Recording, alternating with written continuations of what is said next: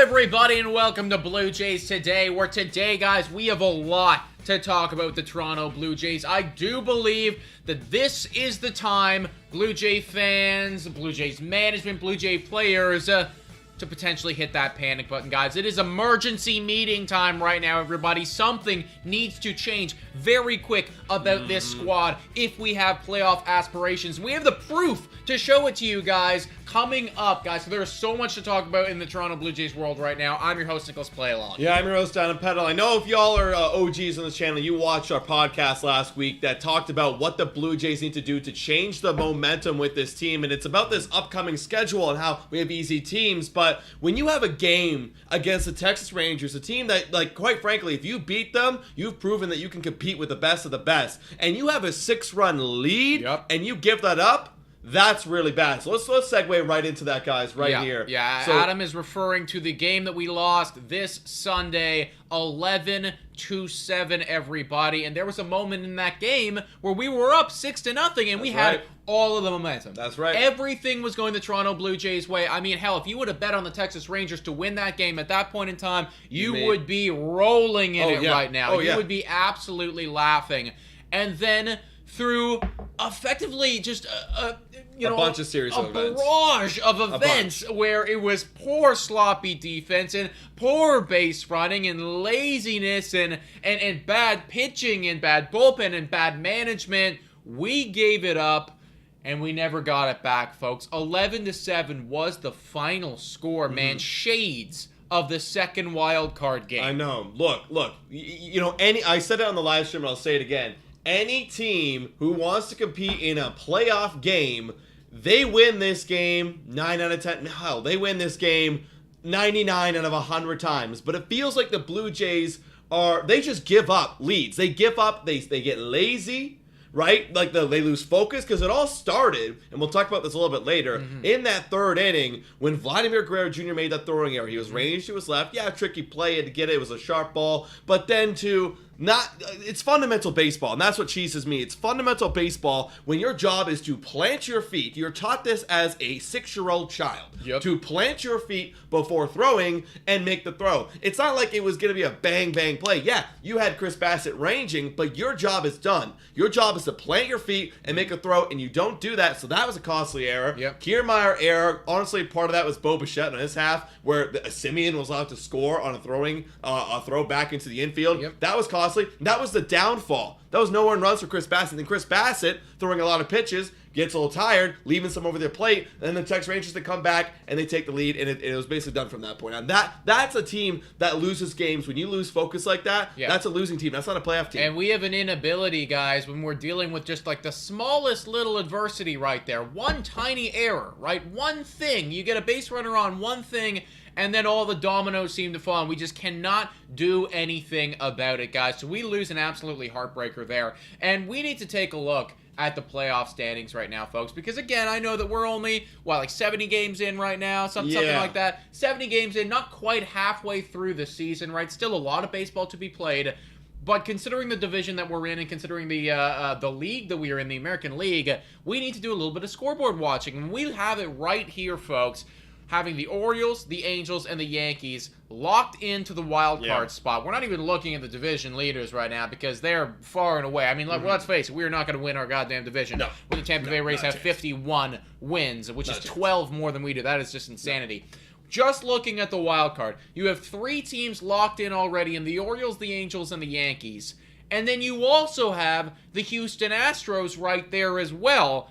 And then you got us. So right now, we have the defending World Series champions and then one of the Yankees, Angels, and Orioles standing between us and a playoff berth. What are your thoughts? Well, right now, I mean, the one positive you can take away from all this is, we're doing really bad. We're 4-6 in our last 10, but the Astros are 3-7. You know, they've fallen out of a wild card spot. Angels overtaking them. Yankees, they're 3-7, so they're struggling. So at least what I could take from this is, okay, like, we're still hovering, and it's obviously really bad. Again, we're heightened. The emotions are heightened coming off of this week where we go 2-4. So obviously it's really bad, but we're still in it. So I'm hoping, and we're going to look at this a little bit later, the road ahead has some more positives for us.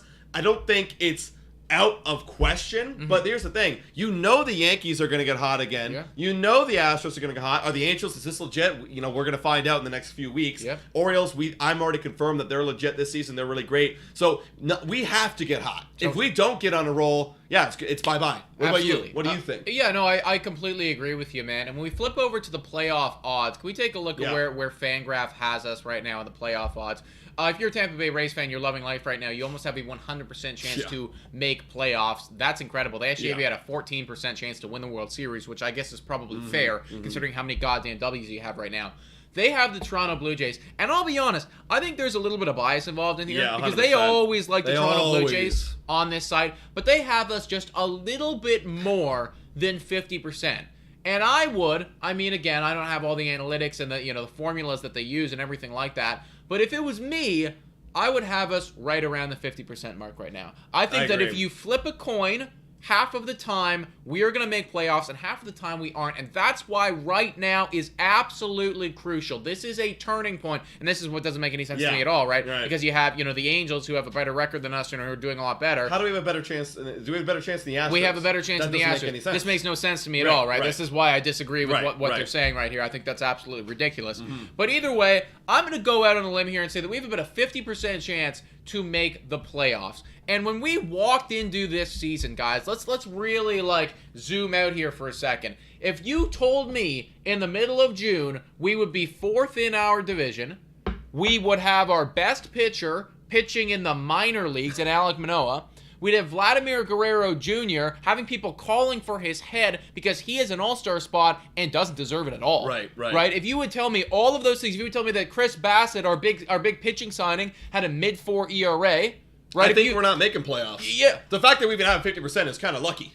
You know what I mean? If you told me that. This is a disappointing season. You tell me all that shit preseason, I go, oh my God, I don't want to watch. We're over. This is ridiculous. It's over. And that's why we're seeing people on Twitter right now call for John Schneider's head, folks. The way that this season is playing out so far and having us entered into this year being considered one of the top teams after all the money that we spent, all the guys, everything like that, right? We're supposed to be better than this. We are supposed to be better than this. And that's why you got Mr. White here saying this has to be the game that finally gets John Schneider fired after the plane lands on Thursday. And this was a brutal one, guys. Well, I mean, if you think about it, right, just a moment in this game, in that Rangers game this Sunday that really stuck out to me was the fact that why are we pitching our crap guys? Like, even though Jimmy, he did do really well, but Simber, why is he pitching in a critical spot and he's one of our worst pitchers? We're only down by 1 run. We're only down by 1 run. We need to win. And it's like, okay, I get it. You're trying to bridge over to Swanson. We pitch a lot of guys in the bullpen game yesterday. We don't have Trevor Richards because we burned him because he has to pitch every 5th day now. Which is why we need to get more starting pitching, which is a whole other issue that we have going on right now. Right. So it's like, okay, like you have to use your best guys in this situation. You have to get a win today, and it felt like you just kind of gave up in terms of your choices out of the bullpen. Totally. Yeah, he was asking for them to come back and for them to put up more runs on us. He was asking for them to do that by sending out those 2 guys, by sending out guys that have ERAs closing in on 6 and closing in on 7. You're asking for it at that point. Against this offense, absolutely. We got another tweet here from Sophie Shipton saying, I'm going to be brutally honest here and say that this team managed by John Schneider will not make the playoffs. And that has 109 likes on it, 11 retweets, 2 bookmarks. A lot of people are feeling that way right now, 100%. Man. And again, right, it seems blasphemous to say, but when you come in and considered to be one of the top 5 teams, and then mid-June, you're looking at a 50% chance to make playoffs, 4th in your division, Alek Manoah in the minor leagues, Guerrero slumping, like, all of these things... Dude, it's not like you're getting the best out of our players right now. You're actually, quite in fact, you're probably getting the worst out of our players right now. Like this is literally what we're seeing out of Vladdy, and we're going to look at his numbers in a little bit soon. When you take a look at Vladdy's numbers, they are kind of mid, and they're what he came up to the major leagues as. He became elite through Montoyo, and then now he's regressed. Yes. So, and then you have Alek Manoah, again, came up, was elite through Montoyo, and now he's regressed. Yeah. So what is going on? I agree. Honestly, just like our the thumbnail in this video saying, like, man, we do got to get rid John Schneider. I'm on the board. I'm on board now. It might be time to consider other options. Quick shout out here to the Brown guy with a $6.99 donation saying, "Hi guys, I'm surprised that they're coddling Guerrero." And don't worry, buddy, we are about to get to Guerrero. But one final tweet about John Schneider. This is what he came out and he said after the game. Keegan Matheson reports this, saying John Schneider pointed to the defensive and pitching issues Sunday that the Blue Jays need to tighten up. We'll reconvene in Miami and talk about that. This is too good of a team to let that open the floodgates. And the only reason I put this one in here is because I feel like we've heard this a lot. You know, it's like, we're going to address it. We're going to talk about it. Manoah, I'm going to talk to Manoah. Manoah's in the minor leagues, right? Yeah. We're gonna deal with the defense and the base running. Still having issues. You know, so there's all of these things. You hear him say this all the time. I know. And nothing is changing. Here's the thing. I think it's really tough. Again, I'm not a major league manager. I'm not qualified to be a major league manager. Of course not. Of course. But what I can say is that a major league manager has to have the ability to talk to someone in their mental. Mm-hmm. You have to understand who each player is and how you talk to them. Like, I mean, Vladdy's been slumping for 3-4 weeks now, right? Like almost a month. Yep. And it's like, you know, and you're starting to see him take his at-bats into the field. You're starting to take his at-bats onto the base paths. Mm-hmm. When he got picked off today. You see he didn't play his feet properly. Things that he's trying too hard, getting an extra lead. I gotta make a throw here. Yep. You know, swing at a slider away, I gotta make a hit here. Like, it's a mental thing. And it's like, look, if John Schneider, if you're not qualified to talk to him about his mental state, find someone who can. Right. Or upper management, find a manager who can. Because clearly he's spiraling right now. He's spiraling, and this team is spiraling. Spiraling. And considering where we are right now, everything that we've pointed out, folks, and the amount of money and the amount of hype that was surrounded around this squad, this is not good enough. So everyone on Twitter who's feeling like John Schneider could be through, I actually wouldn't be shocked if when the Toronto Blue Jays get back home on Thursday, because we have 3 games in Miami, and then you have an off day on Thursday, I wouldn't be completely shocked if you start to hear some rumblings and some rumors about potentially John Schneider going in another direction, right? Because this team, if they are going to make that move, history shows us that it's around this time. I think it was around this time that the Philadelphia Phillies cut ties with their manager last year, and they obviously went on and had a great season, right? This would be the time to do so. You want to have enough time to gather some W's before spring training, or before trade deadline, and then you could potentially make some moves there. So I wouldn't be shocked if we see something like that happen soon. Yeah, I mean, if they get swept in Miami, that's like a plus the nail 250 that's right the there. Nail on the coffin, in my opinion. If you go into Miami, you get swept, that's the nail on the coffin. Now, if you sweep in Miami, maybe that's a different story. Yeah, you sweep Miami, he saves his job. Yeah, right? But if you are, again, like if you're playing the way that you're playing right now, you're making the decisions that you're making, you're in trouble. You know, so I wouldn't be shocked to see John Schneider go somewhere else very, very soon. That's one issue with the Toronto Blue Jays. Another issue with the Toronto Blue Jays, and I think the Blue Jays fans are going to hate to hear this. I hate to say it. Is Guerrero the franchise player, and what is going wrong with him? Why is he playing the way that he's playing? They were doing a little pre-show thing on him, kind of looking at why he is slumping right now, and he is absolutely slumping. But when we look at his entire baseball reference page, there's one season that's an outlier, and everything else looks pretty much the same. Yeah. And it's that 2021 year, and Guerrero really hasn't been the 2021 guy other than in 2021. No, I know what you're saying, bro, and you got to really think, because his whole mental state, his physical state, he got it right before 2021. We heard the stories of him doing extra work in the gym, in the batting cages, talking to hitting coaches, and you saw the work come through. And then it felt like 2022. Like, I mean, we expected regression, and I think we were all okay. If he hits 818 this year, he's still 23 years old. Well, because that was his floor. That was his floor. Yeah. He'll bounce back. We're going below the floor back to when he was first coming up as a young rookie back during the COVID times, too. Yeah. So right now, I think his mental state, and for me, you ask, what's the problem with Guerrero? I kind of mentioned it before. I'll say it again. It's the mental state. There's something going on mentally. It's same thing with Alek Manoah. Look, these are talented dudes, but there's either I don't think I need to do enough preparation, or maybe I'm trying too hard. I think that's what it is more than anything. Even both those players, Manoah and Vladdy, they are trying way too hard to get things done and not trusting their talents that got them there and the work ethic that got them there. Well, what do you think? Yeah. I'll be honest, man. It is tough to evaluate, but it does look like so far Guerrero has kind of forgotten how to play baseball, right? I got 3 tweets right here talking about what's going on with him. We had an error today from Guerrero, which you pointed out. Yeah. And that was the first domino in the entire domino effect that led to us losing. That's a questionable thing right there. He got a Gold Glove last year. Yeah. You have to be better than that. You had a base running mistake, which just was absolutely stupid.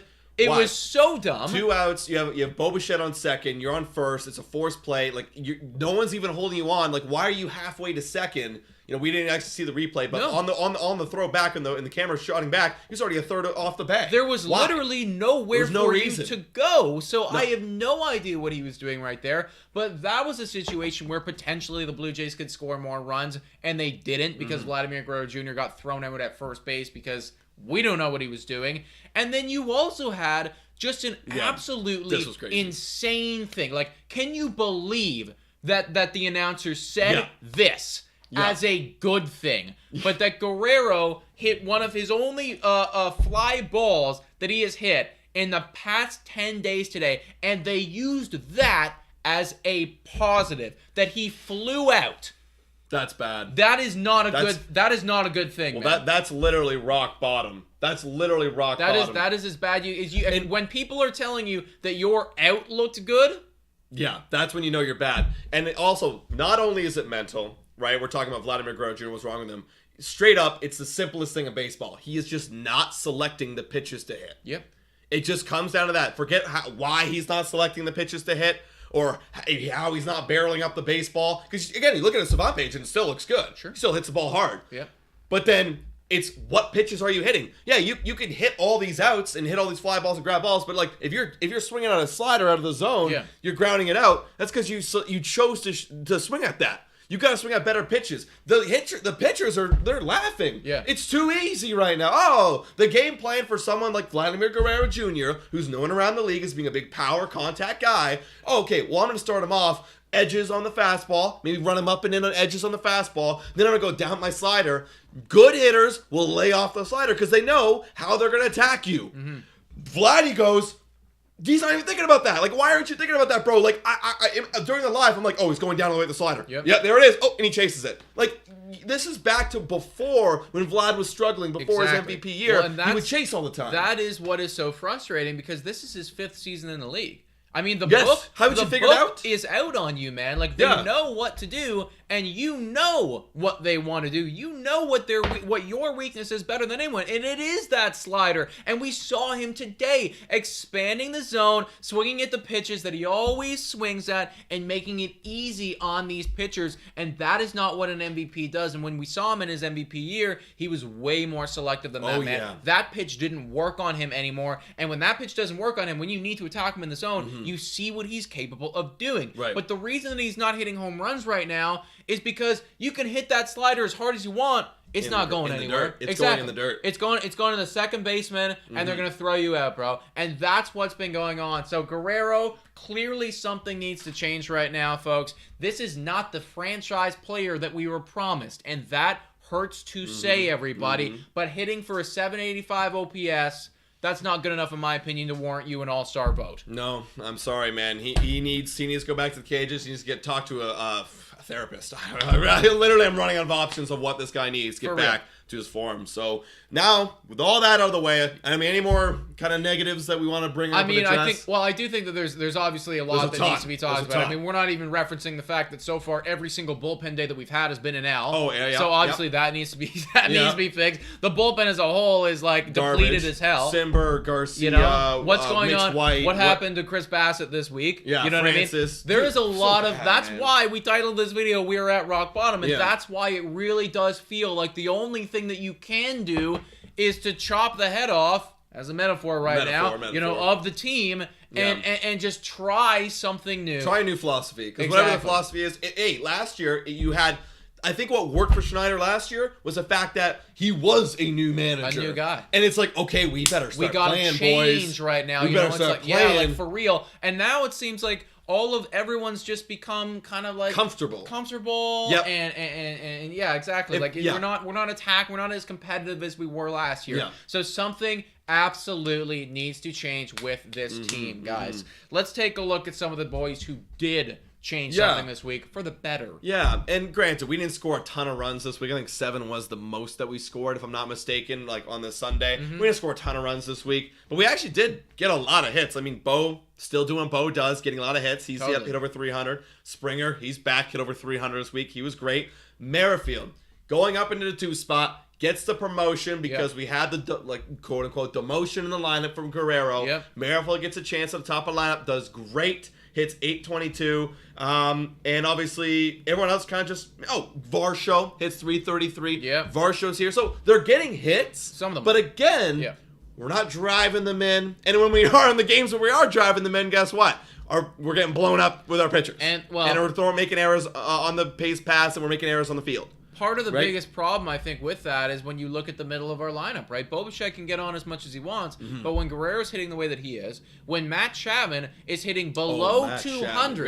We didn't even talk about Matt Chapman because he didn't play today, but Matt Chapman has an OPS of about 580, is hitting roughly like 190 since May. It's not like this is a new thing. This has been like going on for a month and a half right now. So he's in the middle of the lineup too, and you have the injury to Brandon Belt. It means that these guys are getting on, and then you have this massive gaping hole where there should be our best hitters, and our best hitters in Guerrero and in Chapman and everyone else, they're not getting it done. And here's the problem. They're all kind of spread out, right? I mean, like, let's legitimately talk about the best 4 hitters in the lineup right now. It's Springer, who's hot right now, right? Yeah. Those are all the guys who are hot. Springer, Bo Bichette, Varsho, and Whit Merrifield. Yeah. And you did a great job, Schneider. I'll give you one. So you put Whit Merrifield up. We made that right choice, right? 1, 2, 3, great. Then it's Guerrero, dud right now. Then you got Varsho, good. And then, you know, in any other game, we'd be like, Chapman. And it's like, you know, like another dud. Or sometimes it's even Chapman Varsho. And it's like, oh, God. Or Chapman Guerrero. It's like, oh, God. Really dud. Yeah. So, yeah, it's unfortunate because the boys are, like, some of them are really good right now, but then others are just not. And we're killing our rallies. We're not coming up clutch, but we got to just trust the process, I guess, if you're just... For real. At least we have a few studs on the mound. Kevin Gausman consistently performing just incredibly. Amazing. I mean, 6 innings of 1 earned run. Yeah. Really needed his performance. And then Jose Barrios has absolutely turned it around. He is looking like the guy that we traded for when we acquired him, you know, 2 seasons ago, right? So very happy with what those guys are doing. No, like, you keep going, guys. Keep going. The rest of everyone else, figure it out, man. We gotta get someone on the chopping block. But guys, there was one J this week that did stand out from the rest in this horrible 2-4 week, and we gotta give them the coveted award, Nick. Absolutely, guys. It is time to announce the Drake of the Week.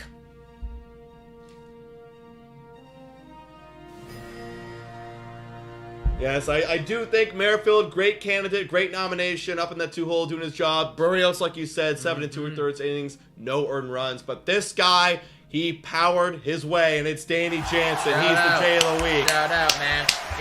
In a lineup where home runs are few and far between, Danny Jansen hit a few of them this week. He hit 3 of them, actually.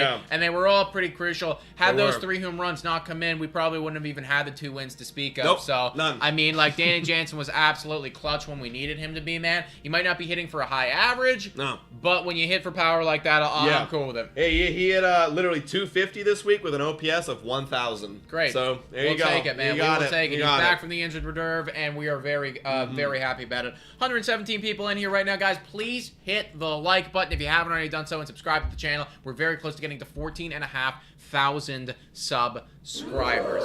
Let's take a look at this upcoming week right now, man. Considering we have kind of talked about everything that's happened and what these Blue Jays need to do, we need to pick up some W's. And the beautiful thing is that maybe we have a chance this week. There's a chance. There's a chance for a few W's. We're leaving the tough stretch behind, guys. It has been about a month and a half of competitive over 500 teams.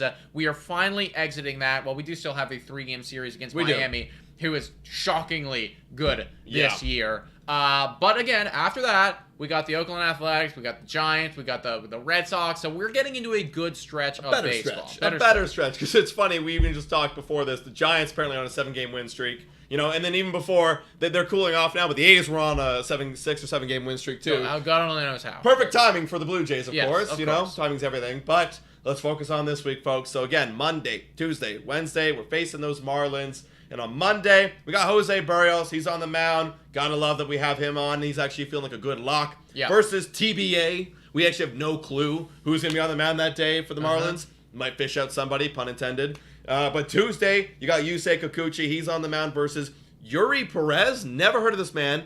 20 years old. Has an ERA of 1.8 this year over, I think, 5 or 6 games. Insane. Crazy. Guy's 5 years younger than us. Take that in. Crazy. That's and he's actually doing crazy, it. yeah. And he's doing it. He's up against Kikuchi. Then Wednesday, we've got Gosman versus Alcantara, who's not, he's having not as bad, but he's having an Alec Manoah year. He's having a bad year. He's falling down to Yeah, I mean, quite a bit. after winning Cy Young last year, he's absolutely having a bit of a slump in this year. I still look at his name and I'm like, okay, this could be a guy. Like, I Right. wouldn't be shocked if he does come out and go crazy, because he's actually had like complete game shutout. He's had a few games this year where he's really popped off. Yeah.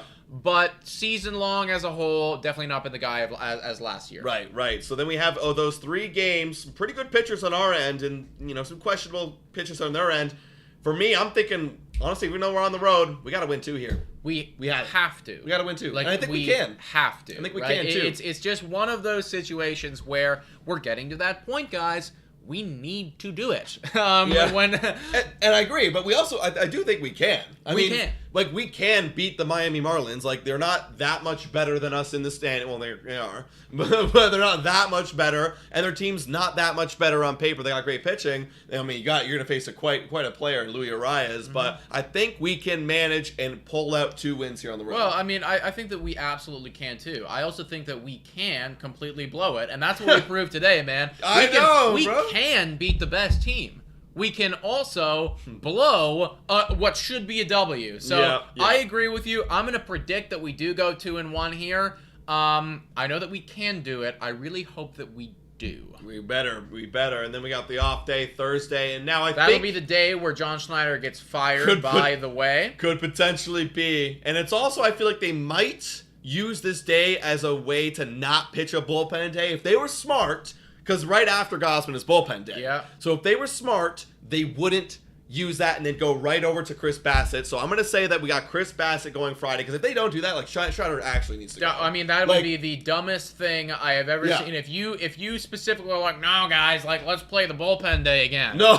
Like, no. Like, you literally, like, you actually have to go. I'm here, like, I drank 3 beers in live stream, and that's obvious to me. Yeah. You know what I mean? That is clear as day. So Bassett, he should be going up against Friday, and the pitchers for the Oakland Athletics, like, literally, I'll drop their names, but literally all bad. You're not going to know these You're people. not going to, actually, I don't even know. I can't even pronounce their names. I'm not even going to say them. They're just athletic pitchers. They're all bad. They have ERAs that are close to 5, 6. 7. I mean, it's really not good. No. At home, against the Athletics, if you want to keep your job, you bring out the brooms. You have to, bro. Don't lose to the Oakland Athletics. I mean, they had the reverse boycott, for crying out loud. Especially when you got Bassett. I know he's been struggling, but Bassett, Barrios, and Kikuchi, like, all those guys are better than those guys.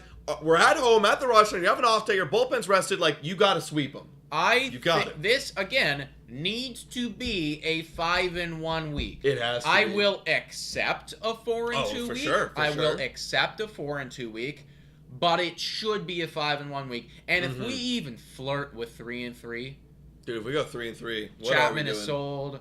Merrifield, like, I'm actually, No, I'm I know. so because you need to be able to beat these teams. If you lose the series, I think we said this on the stream. If you lose the series, no, I think we said if you get swept. Oh, if you get swept by by the A's, we're selling everything. like, legitimately, I'm Schneider will. If he's not fired at that point, he will be fired. He'll be fired on the 26th. Yeah. Yep. Yeah, there's multiple potential firing dates in the 22nd coming and weeks right now, 26th. guys. It could happen at any point, guys. So I'm going to say that we go 5-1 here I'm saying because we go 5-1 we too. have to. And if we don't, there are going to be heads rolling, team. There is going to be heads rolling. Yeah. That is our prediction for the upcoming week, guys. You let us know in the comments down below what you think. Now we're about to get to our next segment, but first we need to shout out the sponsor of that segment, Betway.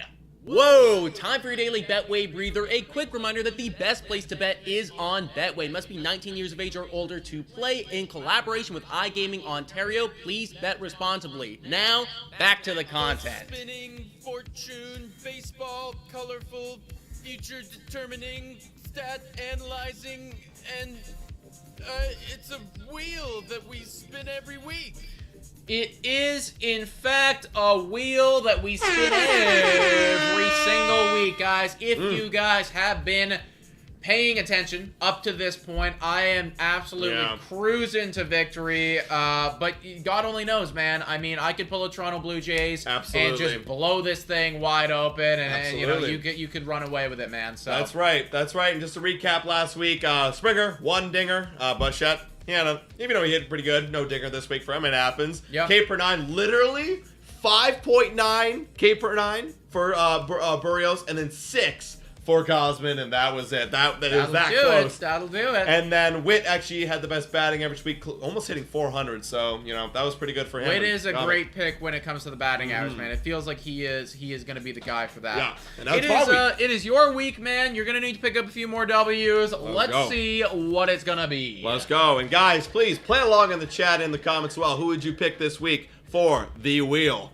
As we're spinning, come on. All right. Oh, Good. It might be it. No, Not worst J. quite. Oh God. Worst J, man. It is rolling back. We're gonna stick on worst J, folks. Let's face it. There's a lot of options here, man. There is a lot of options for you to select or for me to select. If you pick a pitcher, obviously I gotta pick a pitcher. If you pick a batter, I gotta pick a batter as well. I think safely I am going to pick a pitcher. Okay. And I'm going to, because I think Bassitt could bounce back.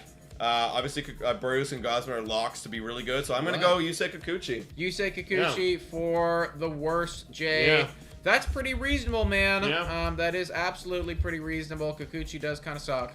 And that doesn't leave me with a whole lot of options, obviously, because I can't really pick a bullpen guy because that'd be cheap. I'm not gonna do that. That has to be a starting pitcher. Well, when it comes to starting pitchers, then I guess I have to go with Chris Bassitt. Because literally the rest of them are too good. So yeah, I figured have to be Chris Bassitt. Figured that'd be a tough one. He could easily bounce back. Yeah, Kikuchi could too, but you never know. Well. You never know with these guys, right? You literally never know. So that's gonna be our selection there for worst J. I was hoping you go batter, and I would have selected Matt Chapman in a heartbeat. That's so. I would have selected Matt Chapman in a heartbeat. Oh yeah, and then we got average. Average. There you go. Hey, this is a good one. Hey, anyone could pop off Whit Merrifield. I think I want to. I mean, I think it's a lot of good selections. Clear what you need to do here. Right, let you take it. No, I mean we've had this category 2 weeks in a row, and you put Whit Merrifield both times, and he's done it both times. So. You're right. It does feel like one smash, but again, you do have Bo Bichette up there. It really feels like anyone can pop off any week. But yeah, my biggest fear is the K per 9 is going to come up. But you know what? I see it now. I might as well select it. I will pick Whit Merrifield back at again. Back-to-back weeks. Yeah, let's do it. That's 100% reasonable, man. And for me, I'm gonna go with Bo Bichette again. Yep. I'm happy to make that selection. One of these weeks, it will work. It's gonna work. I mean, the guy is batting over 300, so one of these weeks, it is going to happen. Final category, everybody. You let us know what you would select. I'm gonna be picking first here. So let's see what it's going to be. Oh, and it's bonus players. So you will get the first pick, but I get the last 2 picks. That's correct. That is correct. Yeah. So for those of you who don't know, Adams, because it is his week, he will now get to select 2 players for this. But I will be picking first. So as long as it's K per 9, oh god, I'll win regardless. It doesn't matter how many people you have, as long as I have Kevin Gosman. Oh god, it's not going to be a K per 9. It is going to be earned runs. Starters. That one's obvious and, too. Yeah, I mean, I will also be selecting Kevin Gosman for this one. Yeah, I think I can easily lock that one in and be content with my pick there. That's a solid one, and I feel like honestly, if I were to pick, an ERA, if I were to get a bonus player, this one feels pretty good because you know, Anything can happen. Anyone can happen. Anything can happen, man. I will be picking Barrios, and Yep. I will be picking Chris Bassett because Yep. I'm hoping that those guys are the guys. That is And, reasonable, man. yeah. That seems pretty reasonable. This looks like a pretty good week for you. But again, anything can happen. And if Chris Bassett blows up, then that's kind of a double whammy for me right there. Because it could take it away from you and help me win in worse shape. Exactly. So you guys let us know in the comments down below your thoughts about literally everything that we talked about today. Is it time to get rid of John Schneider? What's going on with Vladimir Guerrero Jr.? What is going to make this team become the playoff team that we all know it can be? Yeah, guys, please make sure to like, comment, and subscribe to the YouTube channel. And as always, guys, Go Jays, go! 5-1. 5-1, baby. Needs to happen. We have to. Literally needs